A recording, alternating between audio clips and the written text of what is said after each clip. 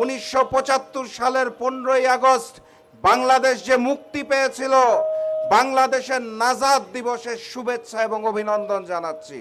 সংগ্রামী সাথী এবং বন্ধুগণ, 75 পরবর্তী প্রেক্ষাপট শেখ মুজিবকে দিয়ে বাংলাদেশকে ভারতের করদ রাজ্য বানাতে না পেরে যেই হিন্দুস্তান ফ্যাসিস্ট শেখ হাসিনাকে বেছে নিয়েছিল, সেই হাসিনার বিরুদ্ধেও, আওয়ামী লীগের বিরুদ্ধেও, হেলমেট লীগের বিরুদ্ধেও এবং ভারতীয় আধিপত্যবাদ এবং আগ্রাসনের বিরুদ্ধেও জুলাইয়ে গণ অভ্যুত্থান রচিত হয়েছিল।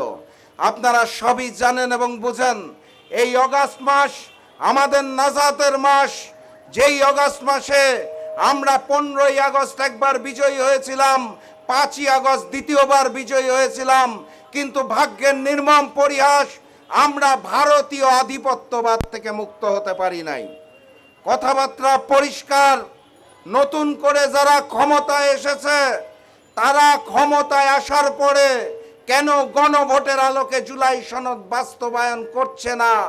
ভারতের কাছে কোন মুচলেকা দিয়ে জনাব তারেক রহমান দেশে এসেছিলেন, সেইটা দেশের জনগণ জানেন এবং বুঝেন।